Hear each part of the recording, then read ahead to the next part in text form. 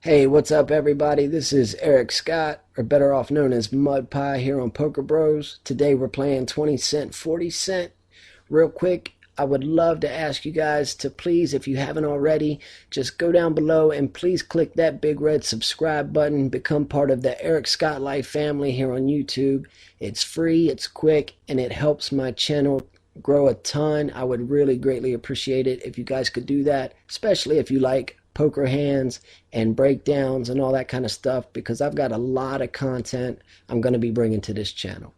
Okay, so we start off our first hand with King 8 suited in the big blind.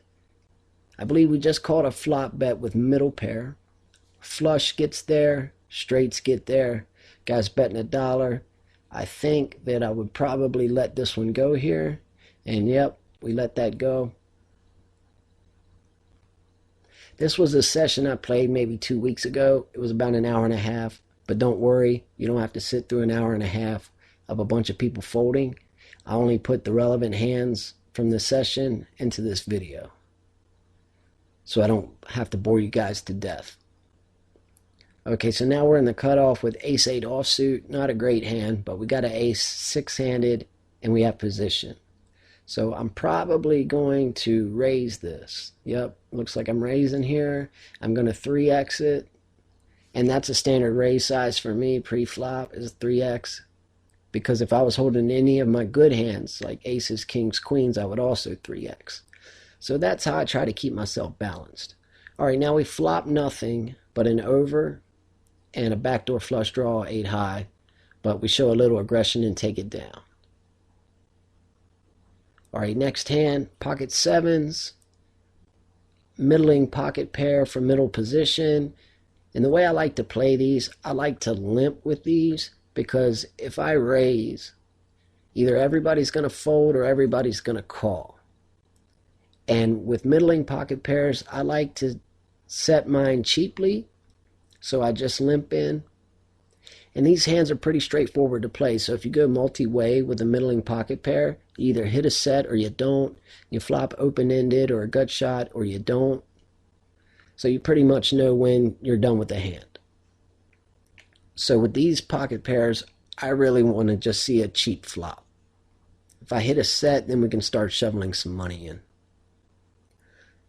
Also, if any of you are interested in playing in this club, it is a huge club. There are tables running 24/7 and some great tournaments. If you're a tournament player, hit me up on Instagram at Eric Scott Life and send me a message. I'll get back to you and I'll get you in the club. Now, I'm not an agent, but my agent is wonderful. Very trustworthy guy. Never had a problem. I get rake back also. And I get it every Monday, and it's just a really, really good club to be playing in. You can really trust your money with this club. All right, so what's going on here? We're going to raise here on the turn and turn our pair into a bluff. And it worked. We get it through, and we pick up a pot of $1.28. Now, I know this isn't the most exciting of stakes, but I only threw $40 in this account just to try PokerBros. And this is the first video that I'm bringing you guys. But I've played long enough now to know that I really like it. I'm using an emulator to play on my laptop.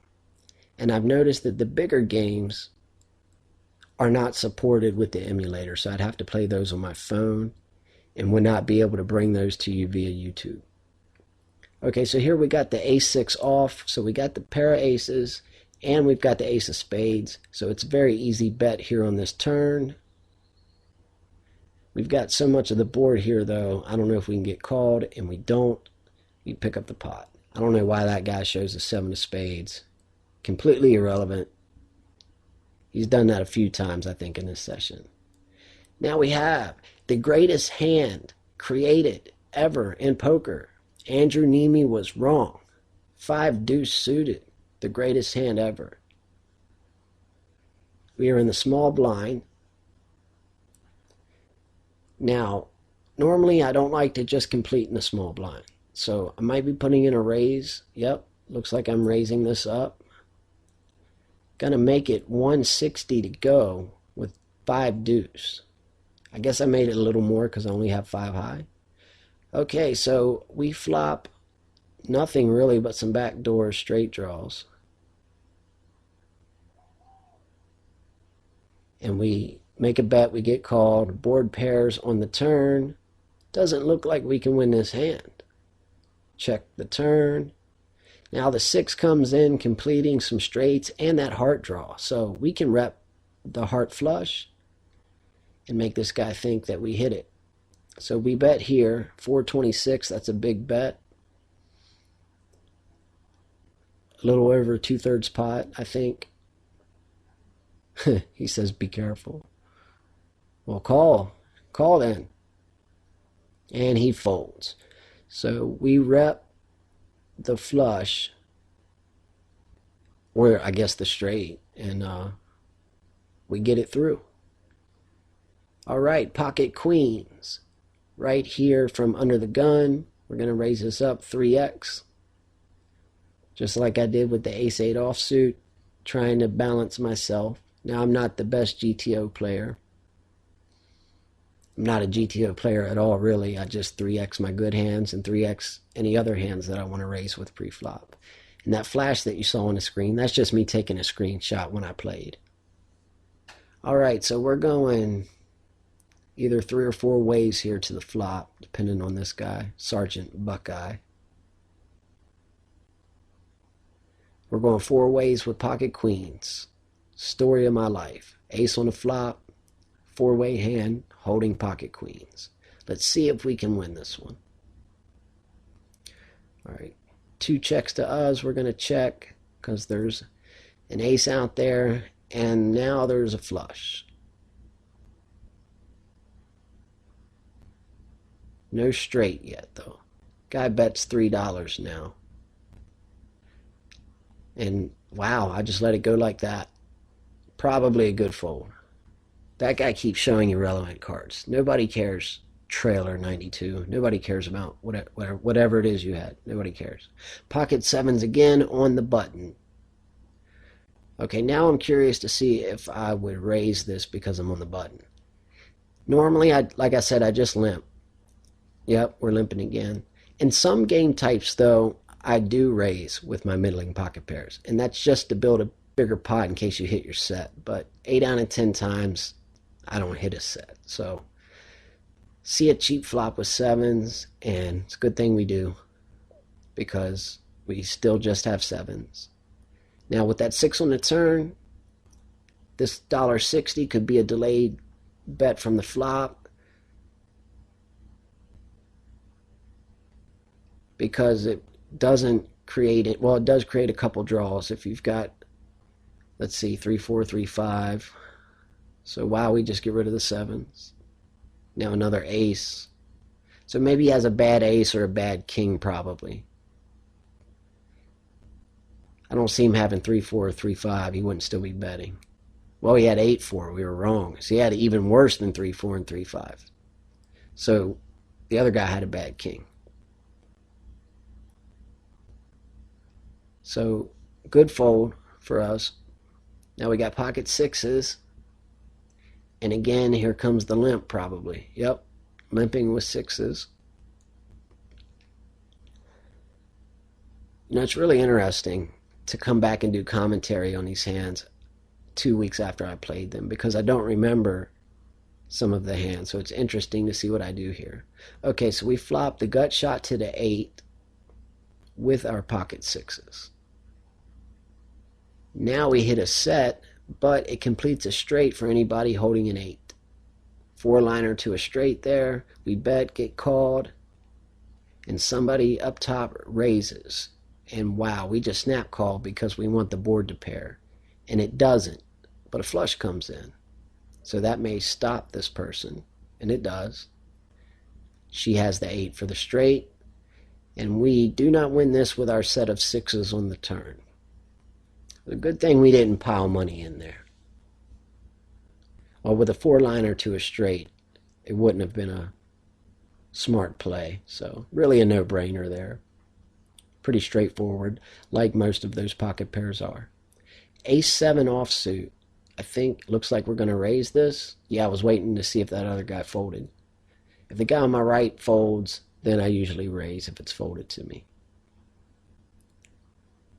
If you do that enough and nobody catches up on it, it's easy to steal these blinds. And that money really adds up throughout a session. Now this guy's talking about watch this move. So he's about to do something and he's short stacked. Oh, and look at this. We pick up ace-king. Okay, so never in my life am I going to raise here with ace-king. I'm just going to limp in. This guy's saying button action. He's about to do something. I think he's going to jam. We've got ace-king. We don't want to raise this. We want to just limp and let him do what he's going to do. But look at that. He only 3x'd it. I thought he was going to jam his whole stack. So we're going to put him all in. But we got a call up top. So we're not going to go all in.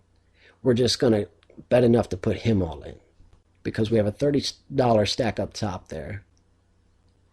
And she calls 2. So we flop nothing but 2 overs and a backdoor nut flush draw. She bets into us. We float with ace-king.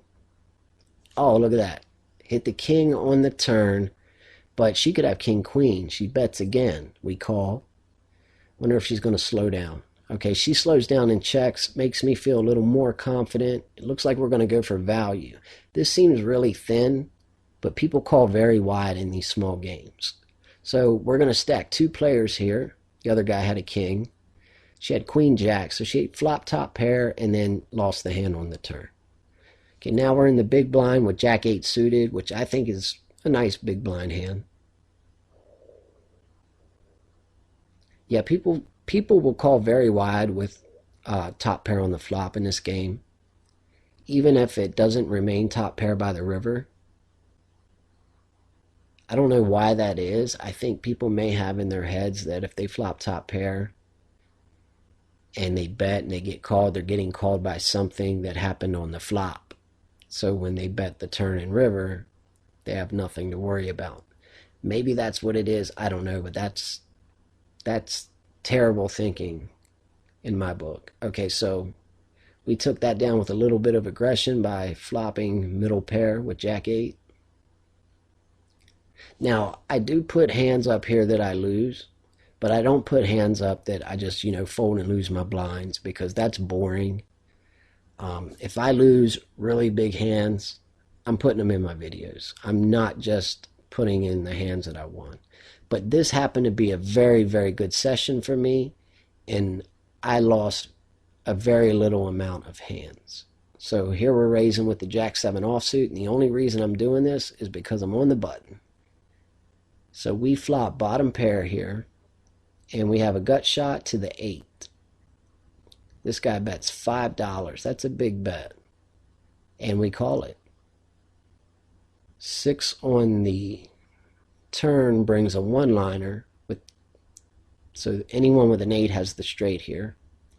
And now we river 2 pair. So I don't think he has an 8 because he checked that turn when there was a diamond draw out there. So I don't think he has an 8. So I think we're going to go for some value here. This may look pretty thin, but that check on the turn tells me that he doesn't have an 8. Because if he did, he would bet for protection because of that diamond draw. So we bet on the river, he folds, we take it down. Somebody else had jack-8 and would have had the straight. Alright, so under the gun with ace-king suited in hearts. We're going to 3x this as we would all of our good hands and all of our mediocre hands that we like to open. Get a couple folds. Call up top.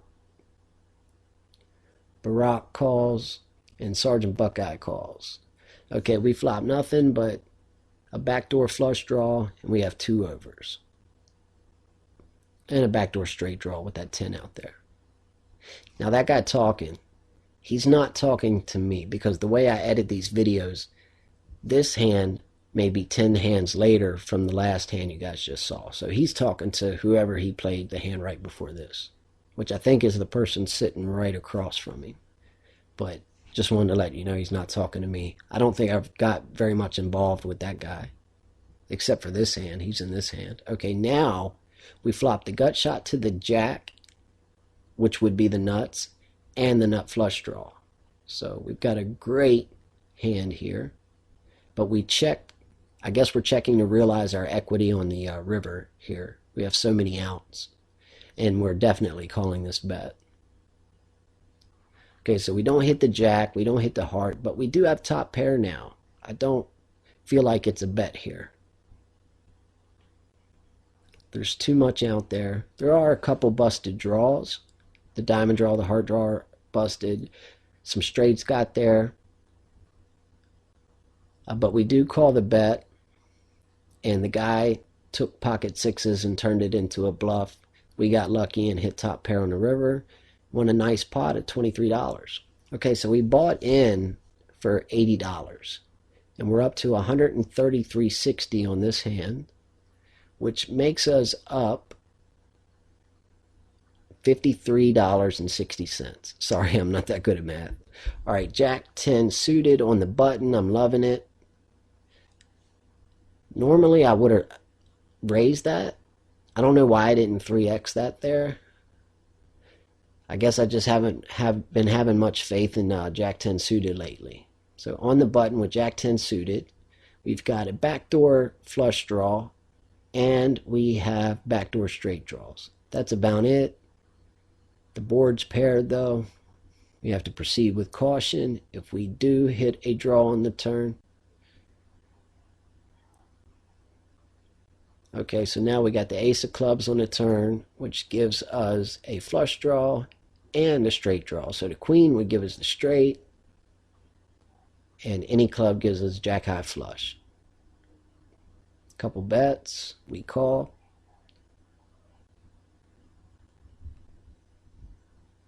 This one is pretty interesting.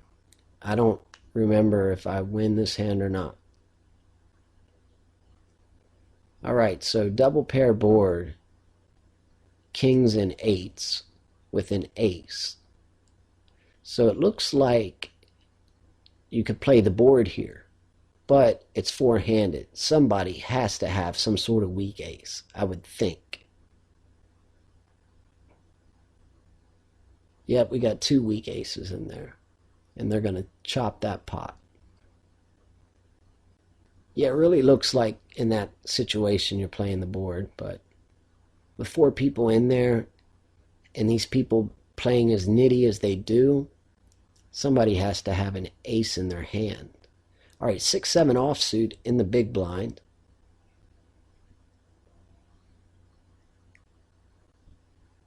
Some of these people take forever.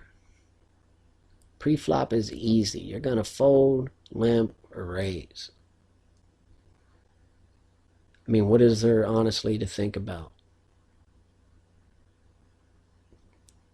This guy bumps it up on the button. And since he's on the button, I'm probably going to call here and defend. Okay, we do good. All right, we flop bottom pair. That's about it. Terrible kicker. Check it. Hoping that the button checks. All right, we get a free card, but it's an ace. So the board gets worse for us. We still have a pair, and it's hard to make a pair, but I'd rather just check this.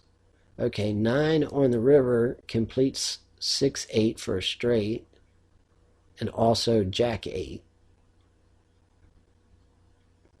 Or any jack. No, just jack 8, sorry. And king jack. But we win with that measly bottom pair. Nice. All right, pocket sixes again. I feel like we keep getting 6s and 7s. And we limp.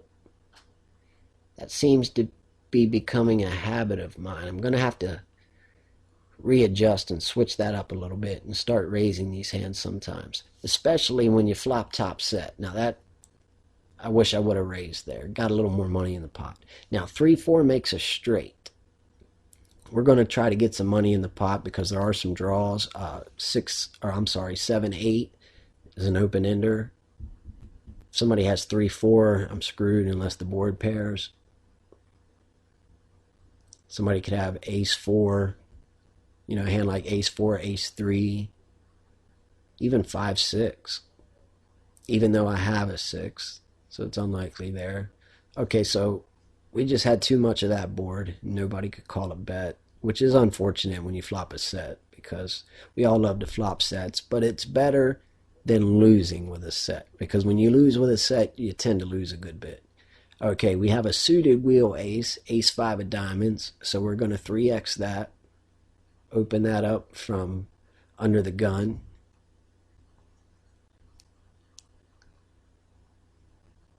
We also got a lot of walks in this session from the big blind, and we stole a lot of blinds too. I didn't include every single hand that I just raised and took the blinds from, but we were able to get it through a good bit. Okay, is this guy going to give it up? Yep, he gives it up. So we raise ace 5 suited from under the gun. We get the blinds. So now you can see how nitty these people are playing. All right, now we have, I forgot what I'm supposed to call this hand. Let's see. Brad Owen renamed this hand. What did he call it? There's no right way to play jiggities. Yeah, that's it. Pocket jiggities. Okay, so we got pocket jiggities in a small blind. We're going to 3x it. So is everybody calling them pocket jiggities now? Is that what we call them? Can we message Brad and get a ruling on that? Do we not say pocket jacks anymore? Okay, so that's a good flop for us. But this guy's betting, so I'm wondering why. Okay, good. No spade, and we hit our set of jacks. We're going nowhere. Please bet again. Thank you. Okay, looks like we're just going to call here. I would have liked a raise there in case he had one of those flush draws. That would have been better. We could have got some more money in maybe. But we win a $20 pot. Well, almost $20 pot with pocket jiggities. I don't like playing pocket jacks. I freeze up when I get jacks because I really don't know how to play them either. And I'm sure a lot of you feel the same way. So I like to play them cheaply until I hit that set. All right, now pocket kings on the button and we're raising it up. 3x. Now by this time, hopefully they're starting to not believe my 3x opens from the button. We screenshot it. It'd be a great time for them not to believe me, right? I'm holding a premium. Second best hand ever created other than 5 deuce of diamonds. And nothing really scary on the flop there. We screenshot the flop as well. I like to put some content on Instagram, so I do the occasional screenshot here so I can make some Instagram posts. All right, 253 is our flop bet, and we get called. Board pairs the 8 on the turn, and we're checking now. 10 on the river really doesn't change anything unless you have 6-7. And we're just going to call here. I think a re-raise would be bad. 6-7. Okay, I meant 6-9. I'm sorry, I misspoke there. 6-9 would have been the straight. So he did have 6-7. So he only had a bottom pair. Okay, now pocket fives. We've had 6s and 7s enough. It's about time for pocket fives.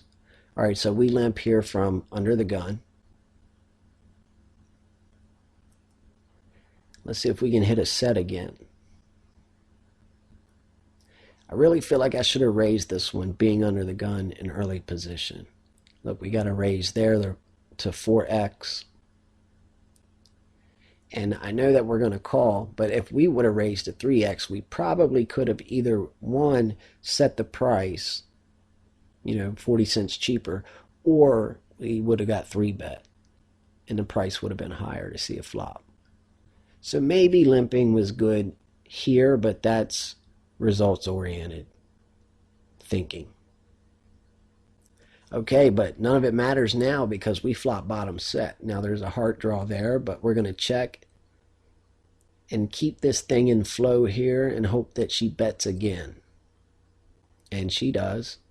And he calls. and we call. Now we want the board to pair, but I'd rather see quads. Now that ace, though, that ace is a good card for me, because if somebody has ace king, they're going to think they're ahead here.